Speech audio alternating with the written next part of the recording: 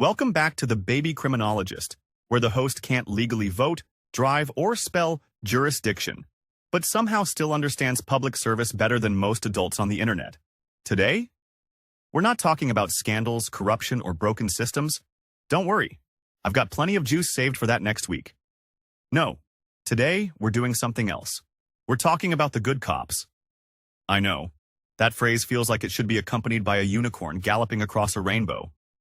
But stay with me, because while the internet is very good at pointing fingers, it's not so great at pointing out when someone does something right.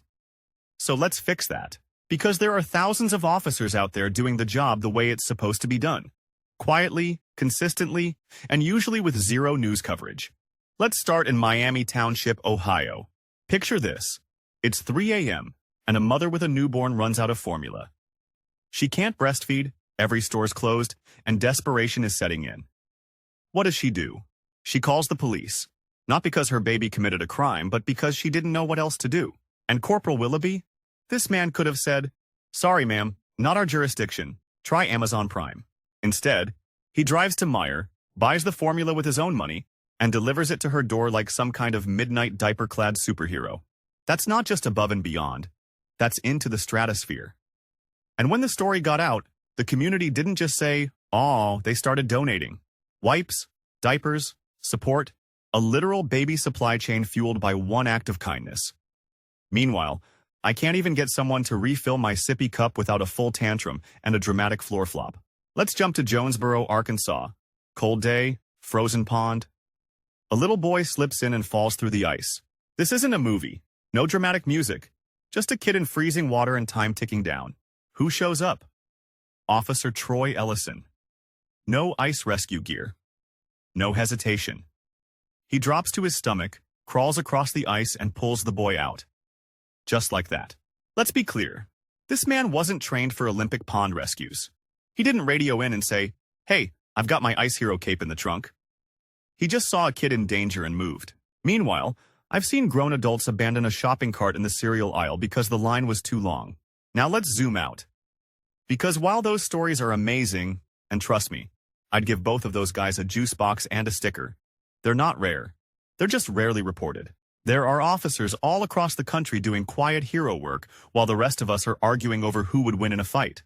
Batman or a bear with Wi-Fi. There's the officer who spotted a homeless vet sleeping outside in December and paid for him to stay in a hotel through Christmas. The one who saw a grandma stealing food and bought her groceries instead of booking her. And they didn't do it for the clout. They did it because, get this, they're good people. In uniforms. It's almost like being a decent human isn't supposed to be the exception. Now, let's pause the feel-good and insert a baby-sized reality check. Being a police officer isn't easy. You're dealing with trauma, tragedy, and paperwork. Endless, soul-draining paperwork. And don't even get me started on the politics. Every time you blink, someone new is yelling that you're either the problem or the solution, depending on which Facebook group they're in. That kind of pressure does something to a person.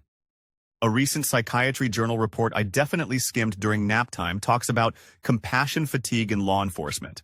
That's what happens when your job requires nonstop empathy, in a world that rarely returns the favor.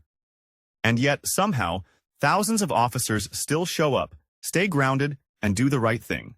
Now, this doesn't mean we don't hold bad actors accountable. Believe me, we should. And we will. But it does mean we stop pretending that every badge is the same. Because it's not. You can critique the system and recognize the people inside it who are trying their best to make it better. That's not hypocrisy. That's maturity. I don't have much of that yet, but I hear it's importy. So here's my message to those officers out there holding it down. I see you. I might not be tall enough to look you in the eye yet, but I see what you're doing. So to Corporal Willoughby, Officer Ellison, and the thousands like you, thank you. You're not just doing your job. You're reminding the rest of us what the job should look like. And the rest of you watching? Do me a favor. If you see an officer going above and beyond, say something. Tell someone. Write it on a bathroom wall. I don't care. Just don't let kindness disappear quietly. That's all for today. I'm your host, still in diapers, still unimpressed by bureaucracy, but very impressed by human decency.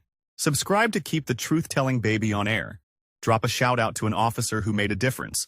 And like this video, unless you want to get guilt-tripped by a pacifier-wielding justice machine. See you next time. And remember, Not all heroes wear capes. Some wear body cams, carry formula, and keep showing up anyway.